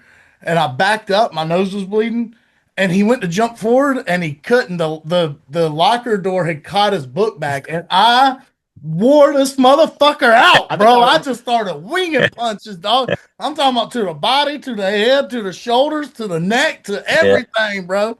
And just wore his motherfucking ass out until we got separated. I'm talking about 15 good seconds of whooping Yeah. ass, dude. Was this right outside the shop class? Yeah. I remember that. I Yeah. remember hearing all about that. I was in that shop class when that happened. Yeah, dude. Just wore his ass out, dude. Yeah, funny. Yeah, dude. But yours was like legit murder, though. So there you go. They knew not to fuck with him after that. Yeah, No, they no, definitely did. Teachers too. Teachers too. Yeah, it was on site for you, Mr. Elijah. always. But Yeah. that's how you know it. My fight career has been that way too. You know, anyone name that comes across my desk, run it. Like, it doesn't matter who you are. I'm ready to fight at the drop of a hat. And it's not anything personal with anyone. You know, it's just I genuinely love to do it. So if you want to do it, let's do it. Hell yeah. That's what's up, big dog. That's a cool ass mentality to have. Hell yeah. I used to have a small man mentality until I got my ass whipped a couple times. I had a mentality sort of kind of like that, but it led to bar fights, and those are never cool. You ever been in a bar fight? No, thankfully, I try to stay out of street fights. Honestly, I try to stay out of trouble because of the fear. If I get in one, I'm gonna really hurt somebody. You know, so Yeah, yeah. I try to keep my fighting sanctioned. Yeah. But I'm not gonna let anyone disrespect me or get one over on me either. So Yeah. Yeah. yeah, I'll tell you a little funny one because it really wasn't that funny. It was a relative of mine started the fight. It was our fault technically. I mean, I yeah, had nothing to do with it, but that's my boy. I'm gonna ride with you, big dog. You know what I mean? It's like that. right, So we're at the bar. He gets into these guys. I'm playing pool with the guy he's getting into, his buddy. His buddy sees it happening. It's behind me. His buddy sees it's happening. I don't see it's happening. It's my shot. I'm sitting here taking my shot. And then I hear the ruckus and I turn around and this dude hit me with a pool stick, dude, across it. It was like he tried to hit me in the back of the head, but I turned around, it went right across my chest and stomach, dude. And they don't break like in the yeah, movies. They don't. It just, dude, it left a welt, oh bro. Like, yeah, bro, all the way across my ass, dude. It was yeah, bad. Ooh. I couldn't breathe, bro. And I took a lick in that. I ain't gonna, and you know what, though? He didn't keep hitting me. He yeah, didn't keep it. He was cool about it. He was cool. He was like, well, I thought you was gonna fucking jump on me, big dog. I was like, I didn't know what was happening, you know? So, but yeah, that happened one time. Hey, what's your favorite truck? Hmm. Well, I think the TRXs are pretty cool, Hell fast. yeah. I did have a 2021 GMC Sierra Elevation though, and that was a nice truck. A little nicer than I could afford. Hell So it got yeah. repoed. Hey, it But happens, big dog. yeah, you live and you learn, right? I had Yeah. a job where I was making good money. I thought I could afford it, and then I was dumb and left that job, and I could no longer afford it. Uh, so shit happens. Fuck yeah, it does, man. You're also, this is two firsts for Mr. Elijah, big dog. You're also the first person to come on this podcast and have a very good answer for that question. Most folks go, I don't drive a pig. Oh, I'm not interested. I'm sitting in a pickup truck right now. What, Actually, what kind of it's truck? it's a Nissan Titan. It was cheap. I could afford this one. you Yeah. know, Yeah. Is it four wheel drive? of course, of course. Fuck yeah, dude. Yeah. Fuck yeah, dude. And No. speaking of trucks, I have a 1986 Dodge Dakota that I'm building to drag race. Actually, No, you're not, bro. Tell us about that. well, it's a slow, very slow project because I'm just a broke fighter right now. But I have a old Mopar 383 that came out of a '69 Roadrunner that's being built to hell and back, and that's what's gonna power this little Dakota. Damn, that bitch is gonna fly, Yeah, dog. it's gonna scoot. That's for sure. I like Nice. adrenaline things, things that get my adrenaline pumping. Yeah, no doubt. Hey, look, dog. Let's take it back just a step. I'm sorry. I know you like the adrenaline stuff. Where the fuck did you get the Roadrunner? I didn't have a Roadrunner. The motor came out of a road. Oh, okay. I see what you're saying. I'm just, Yeah. yeah, dog. About to say, I wish I had a Roadrunner. That's one of my dream cars. A '69 Roadrunner. yeah, dude, that would be Yeah. sick. Someday I'll have one. Yeah, dude. Yeah, you will. You Yeah. will, bro. Just keep working at it, dog. And you're Yes, gonna get sir. there. And I'm gonna call you up. I'm gonna be like, hey, but I go for a ride. You road run with it, dog. Yeah. I'll let you borrow it for a weekend. Nah, I don't want that responsibility, but I get in it with you. We'll go around the block one time. Yeah. Shit. Yeah, that'd be cool as hell, bro. That'd be cool as hell. Just to ride in a road runner, dude. Nah, so have you ever drag raced?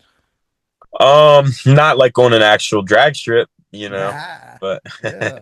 Yeah. yeah. Nah, some of the ones that don't be in the drag strip, they be the best ones. Yeah, they're the fun ones, that's for sure. Yeah, for real, because that Yeah. road got some bumps in it and Yeah. shit. Yeah. We're going down there 103 miles an hour and just hit the hmm slightest bump, bit dog. You thought you hit a mountain. Yeah. My Yeah. first car, and I still have it. It was a 1975 Plymouth Scamp. Okay. So Okay. I did a little racing in that. Now it was slow. It has the inline six in it and everything. But I used to race that back in high school just for fun. Oh yeah. Yeah, dude. I had a 97 Silverado that was all kinds of decked out, dude. I'm talking about I can't sit here because we're running out of time. I can't sit here and just tell you about all I'm talking about cams, lifters, everything was this was a race motor in a pickup truck, big Yeah. dog. And it had this crazy transfer case and gear ratios and transmission was all kinds of crazy. That motherfucker would scoot, dude. You could Yeah. I be going bet. about 40 mile an hour and gun it, and the tires would squeal while you were driving.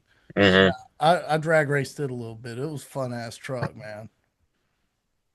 But hey, big dog, we're at this part of the podcast, and sadly, it's got to end sometime. And unfortunately, that time it's now, big dog.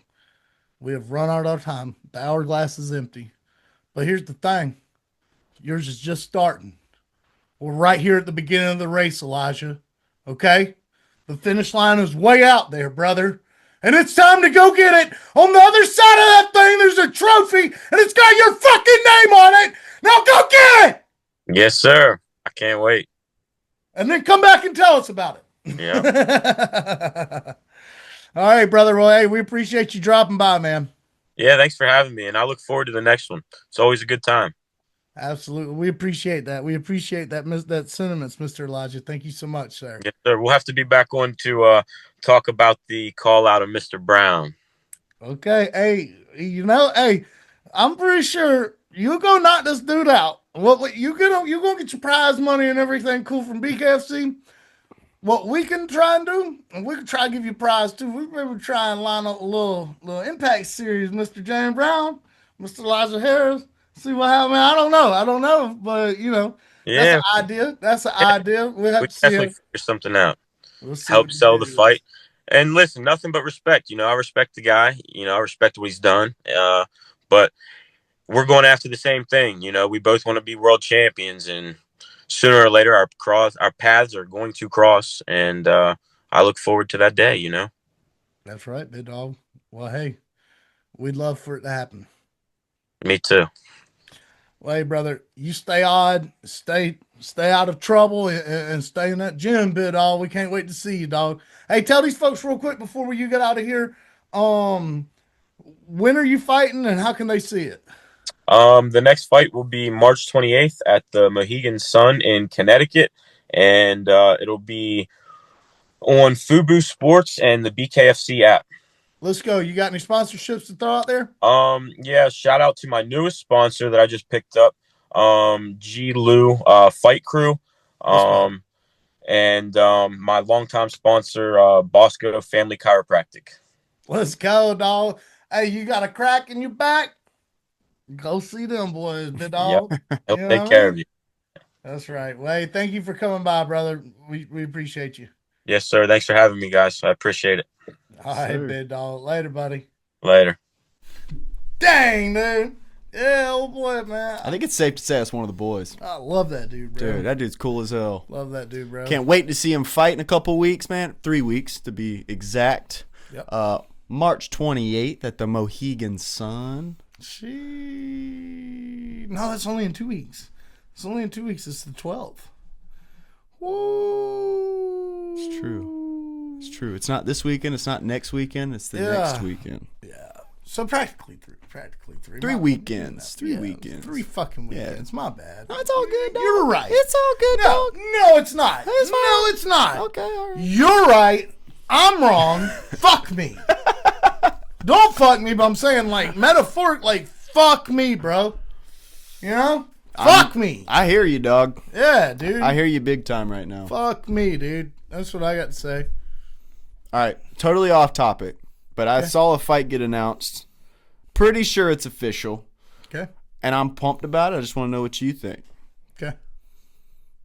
Cortez Acosta versus Volkov. Ooh, did that get announced? I'm pretty sure it did, pal. Ooh, I haven't heard of it, but I'm going to tell you that's what I wanted to see. Dude, that sounds fucking perfect. I know he called out Curtis Blades, and I thought they did that. But I'd rather see Volkov versus Acosta. I wonder if Curtis Blades... Oh, no, because Curtis Blades is fighting Josh Hockett. That's right. Yeah. That's right. Mm. Very interesting. Man, I'll tell you one thing, big dog. Acosta... Dude, Volkov's a new man. He is. Dude, I'm a huge Volkov fan. He is just... He is like... When you watch Pokemon, okay? When you watch Pokemon, there's 3 evolutions to a character. That motherfucker is the 3rd evolution, okay? Dude. No doubt about it. I don't know where he started in these evolutions in the Baseball. UFC. He started in baseball. Oh, okay. I wasn't talking about that, but that's interesting. I would have never guessed that. I would have never guessed that. I don't know if he was on level 1 or level 2 when he joined the UFC, but full-fledged number fucking 3 now. All right? Yeah, he's dude. a Bulbasaur. No, not a Bulbasaur. I don't know what the... He's not a Bulbasaur. That's the first one. Okay. He's just fucking Charizard, dude. Yeah, dude. It definitely goes Bulbasaur, and then... No. That's I went to a different branch. I went to a different branch. I'm just playing. Yeah. But no, dude, yeah. No, Volkov... That's a tough one to pick. Dude, I'm picking Volkov all I feel day. like, almost named Frank Volk because Really? of Volkanovski and Volkov. That would be sick. Double entendre. Sure did. Yep. I don't know what an entendre is, but it sounds like an hors d'oeuvre, Well, which it's is 2 also of a them. fancy word. Yeah, it's 2 of them, though. Oh, it's 2 words. 2 entendres. Oh, okay. Double entendre. Double entendre. Yep, it's 2 of them. Yep. So, Double entendres and the tundras. Yeah. Yep. Something like that. So, this Rousey Carano business. Mm. Why don't you elaborate on that, bud? What you think about that? Will I watch it? Perhaps. Maybe perhaps I will watch it. The co-main kind of sucks.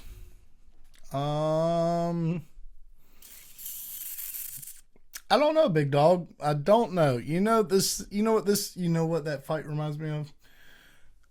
Floyd Mayweather versus Mike Tyson. That's what this fight reminds me of, dude. You've got Gina Carano, who never really was on Rousey's level in the first place. And then you've got Ronda, who was once the greatest. I mean, she's the Conor McGregor of women's sports. There's no doubt about that. At one point in time, was a bigger star than Conor, in my opinion. I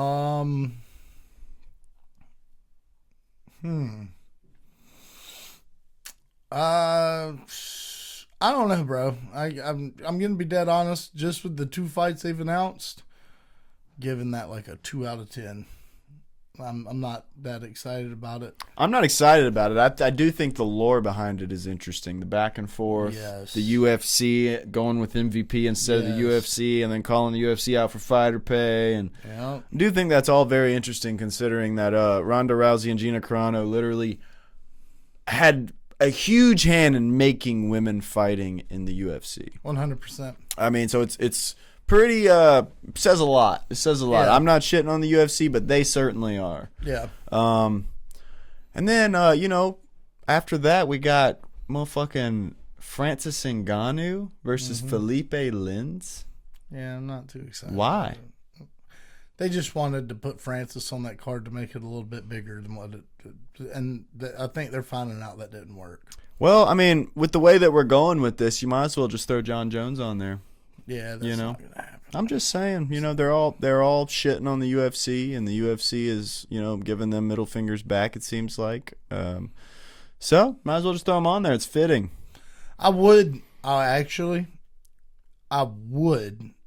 to see John Jones get released from the UFC so that he can go make his money fighting Francis, and then that card goes from a 2 out of 10 to like a 9 out of 10.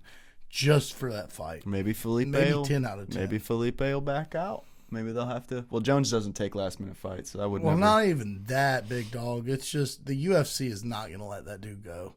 They're not going to. They're not, because. Let me break this down on a business level. John Jones has 6 fights left on his contract. He signed a 8-fight contract, and I believe it was 2019. He's fought twice since then. He has 6 fights left. If you let John Jones go and he goes and fights Francis at Netflix, they know that they lose business to Netflix and give that money, even though it's not theirs, and they would never have it. And I understand that. They understand that they're going to be making money off of UFC because Francis UFC. That's where everyone knows Francis from. I know he boxed. I know he did PFL. Not a lot of people know about the PFL, but, boxing fans know Francis from boxing. But even the people that tune in to watch Francis box knew him from UFC. John Jones, clearly UFC. They lose that money when they allow him to go do that. I didn't even think about it from that perspective, but I totally agree. And I can even see Paramount having a say in that. Yeah. Like, no, do not give our fucking top star to the competition, you asshole. Yeah. So I could see that. Also, although I agree with not letting John fight on the White House card, I don't see why they couldn't have done a Volkov Ciryl 2, which people would have kind of gotten a little hype for, probably because of the way the first one went. I don't think Ciryl won that fight. I thought Volkov won that fight. I did too. I remember that. I thought it was a bullshit call, dude. Or we were just talking about Acosta. Mm-hmm. Acosta versus Ciryl, and save Alex for John Jones and put that on International Fight Week with Conor. Mm-hmm. It'd be the most watched thing in the world, period. Bar none. There's no second guessing that.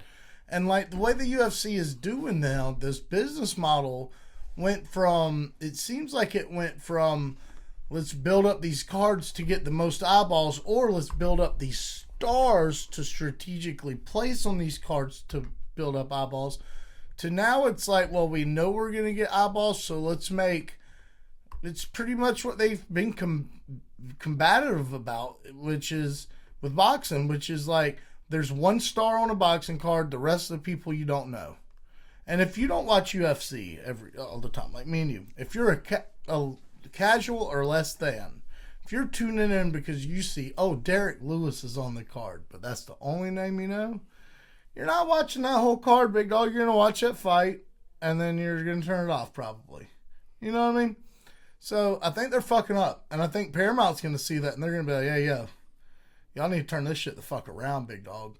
Because I don't know how many of you guys are diehards to where, like, you're okay with getting shit shoveled in your mouth, but not this guy. We've got too many other avenues.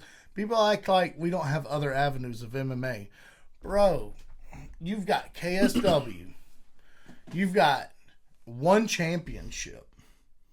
And those two alone would be like, that would fulfill your MMA and combat sports needs as a MMA fan.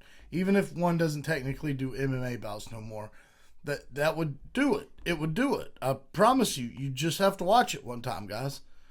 And it would turn your thoughts around on, oh, well, who's actually the baddest man in the world at 135, 145, 155. But, yeah, I think that if you put John Jones versus Alex Pereira on that card, International Fight Week, along with Conor McGregor versus, you could throw anybody in there. You could throw a fucking broomstick across from Conor McGregor. Fight's going to sell, big dog. You put those two fights and then just layer it up with people that you want people to see. Raul Rosas Jr.'s, Elijah Smith's, people like this. You throw those kinds of guys on there, up-and-comers, and you build their names up off of their names. And that way, when this business does eventually walk out the door, like, whoa, we've got other... You remember that dude was on the Conor McGregor card, not that dude the fuck out. You know what I mean? Oh, yeah. They're doing it wrong, big dog. They're kind of doing it wrong.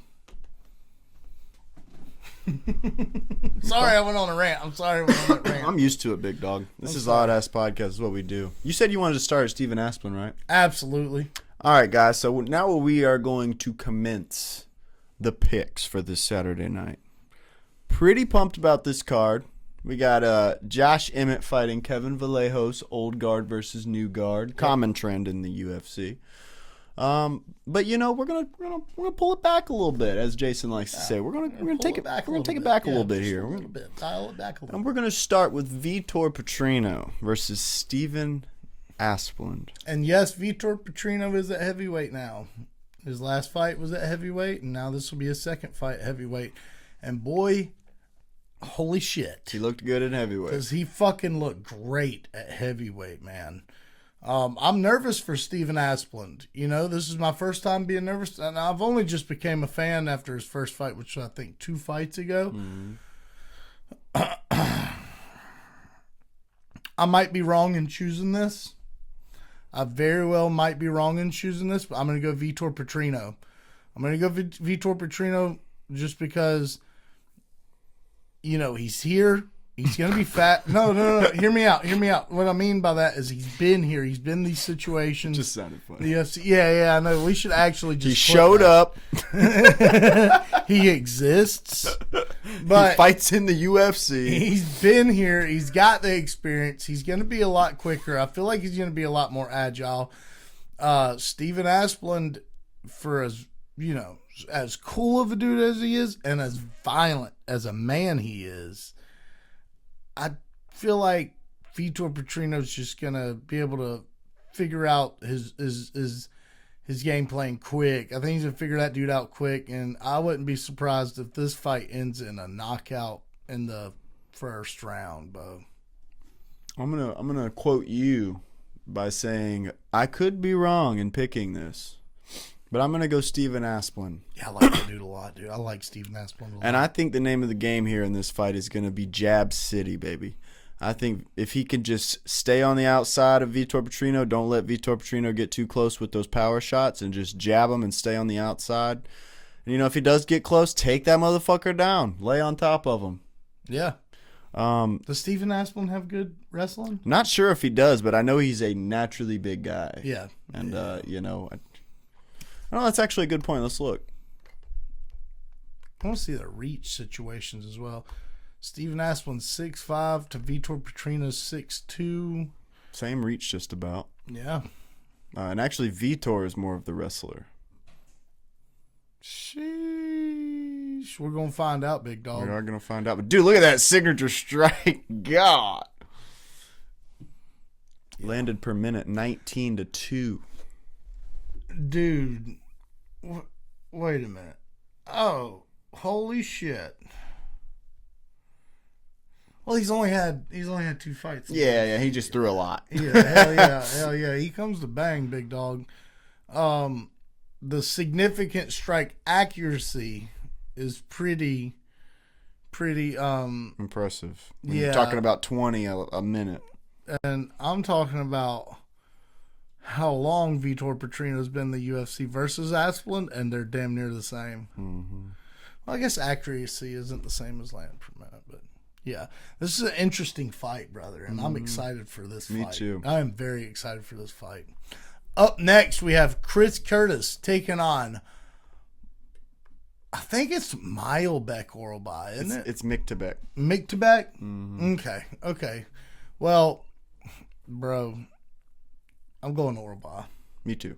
Yeah, and I love Chris Curtis, but but this is one of those ones. That they could put Chris Curtis in, and he just finds a crazy. Didn't he get cut from the UFC? Chris Curtis? Yeah, is this his second stint back or something? I'm not sure.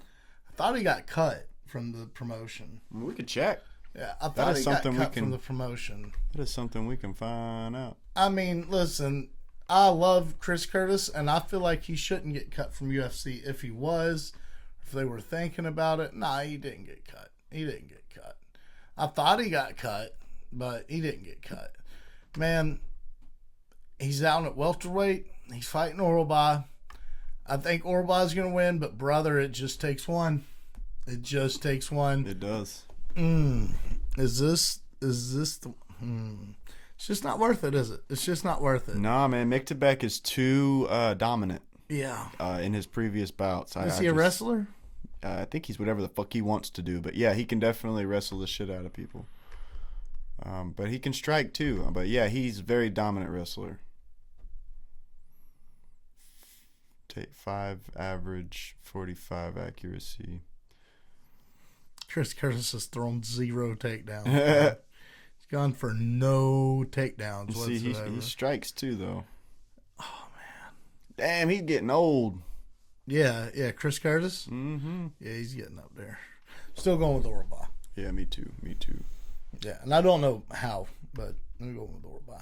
Up next, we have Charles Johnson taking on Bruno Silva. Brother, who have you got in this one? I got to go with my dog, Charles Johnson, Me too. man. I want him to succeed. Me too. I want him to succeed. And as soon as he always gets this momentum, and he's going, and then just goes down a little bit. Going down. But if you notice, he's still going up. It's just knocking him down a peg every. It's like stocks. Yeah, man. It's like stocks. I'm really rooting for Charles Johnson. I like that guy. I like watching him fight. Bruno Silva's pretty damn good too, but I think Charles Johnson's going to get it done, baby. Bro, I couldn't have said that better myself. Thank you so much. Up next, we have Ion Kutalaba taking on Umar Sa. Give me Sa, dog. Give me Sa, dog. Yeah, give me Sa, dog. Yeah. Kutalaba's just not been looking great in his fights. He's a very athletic. He's a very explosive. He is a very against the grain individual. I don't know how else to explain it. It's almost like he gets in there and throws the game plan right out the fucking window, dog, like a double bank seat, dude. Just shoot right out the window.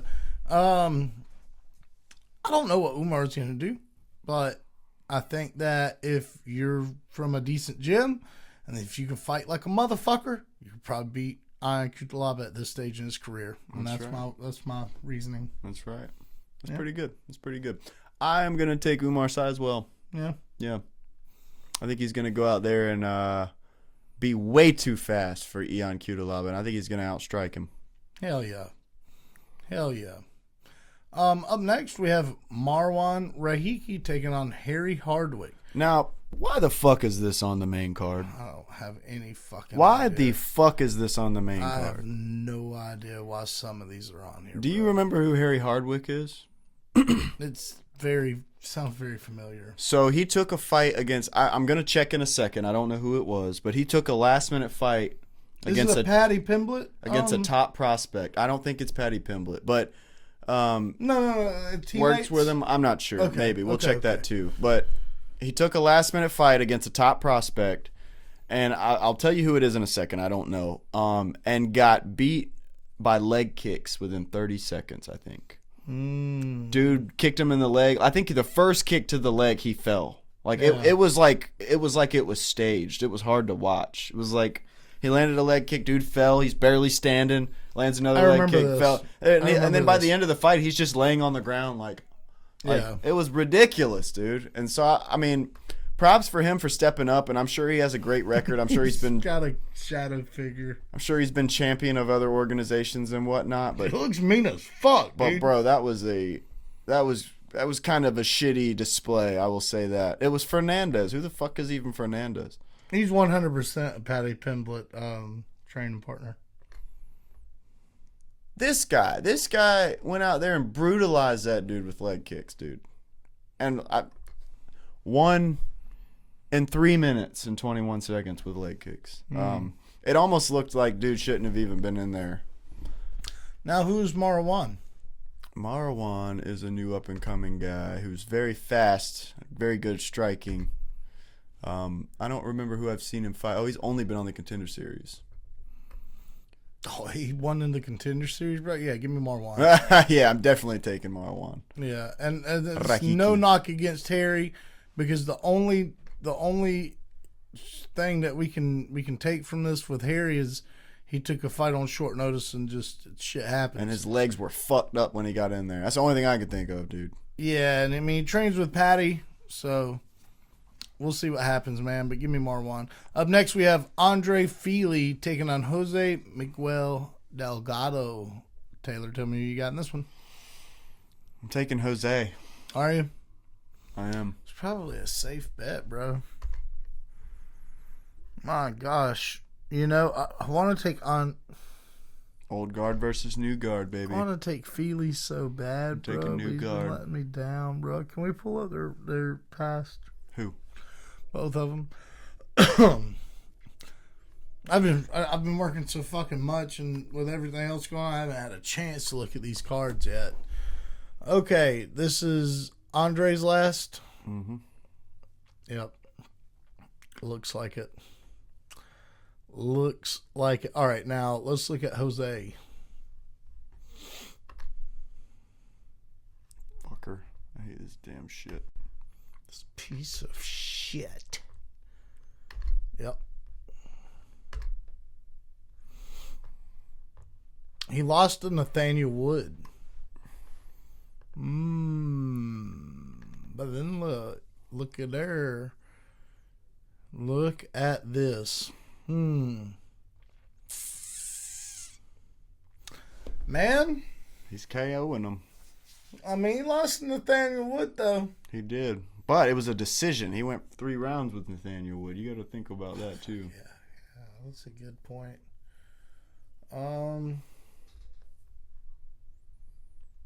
Yeah, he's got KOs. Fuck, that's what I was about to ask. Is Yeah. he mainly a striker? God bless it, dude. Don't make me pick against Sunday Feely, bro. You got to do it. You have to do it. Hey, give me Feely, man. Okay. He's taking Feely. Yeah, give me Feely, bro. All right. I got Jose. He's got Andre. God bless it, dude. Up next, we got Amanda Lemos versus Jillian Robertson. I think we both are going to go for the same person on this one, probably. Yeah, Jillian 1, Robertson. 2, 3, Jillian, Jillian Robertson. Robertson, my bad. Jillian Robertson. Jillian. Jillian. That's my girl, bro. My Yeah, old lady dude. hates it when I say that. Every time she fights, I'd be like, hey, man. I go for Jillian every time she fights. I'd be like, hey, you see my girl fighting tonight? My girl fighting tonight. She's just so skilled, man. Dude, and she is a technician. She is. On the ground. And I mean, most of the time when she's fighting people, the whole argument against her is like, oh, the other person has so much more experience. But when they get in there, dude, they don't look like they have any more experience than she has. No. She looks like she has just as much experience as them. It's like, yeah. And if she doesn't, she's poker facing the fuck out of it because she seems like she knows. She seems like she knows what she's doing and what you're about to do. She's a very humble person. She's a very likable individual as well, dude. Yeah. And Amanda Lemos, dude, that's a good opponent. That's a good opponent for Jillian Robertson. But again, old guard versus new guard. I think the odds are more in favor for Jillian Robertson becoming the new top motherfuckers. Yeah. And Amanda Lemos just going to start kind of climbing back down, you know? She's going to start going a little bit back down. We'll see. We'll see, dude. Lemos, she can land some body kicks, bro. Oh, yeah.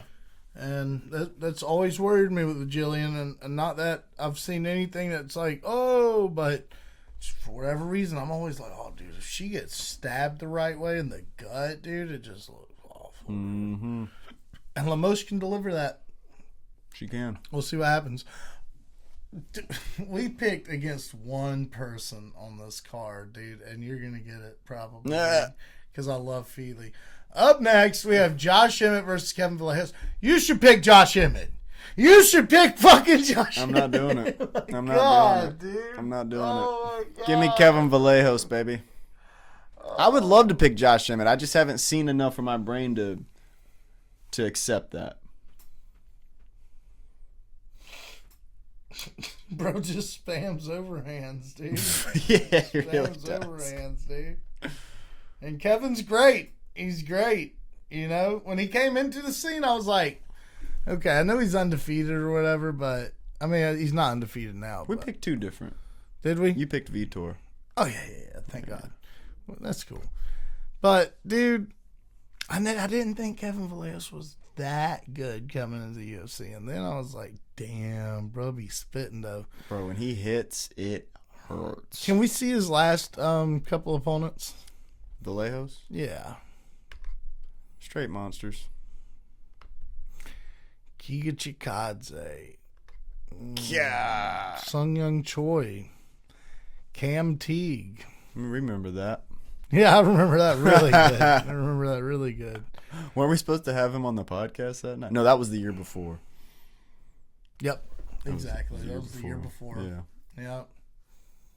That's what that was. Dude, God, he's gotten such a bad luck with fights. Yep, man, that sucks. Yeah, it does. But I'll tell you one thing. Going Kevin Vallejos. Yeah, me too. Going Kevin Vallejos, man. It's like for shiz. Dude, but Josh Emmett, he you know, he is kind of this gatekeeping type individual at featherweight, bro. He is. If you want to come a knocking, you're gonna have to get a rocking with Josh. That's true. I like the way you said that. Yeah, and dude, he's no slouch. I want to see vintage Josh. I want to see, and not when I say vintage Josh, I actually don't mean that whatsoever. Take that back. Rewind, delete, alt delete, tab, whatever it is.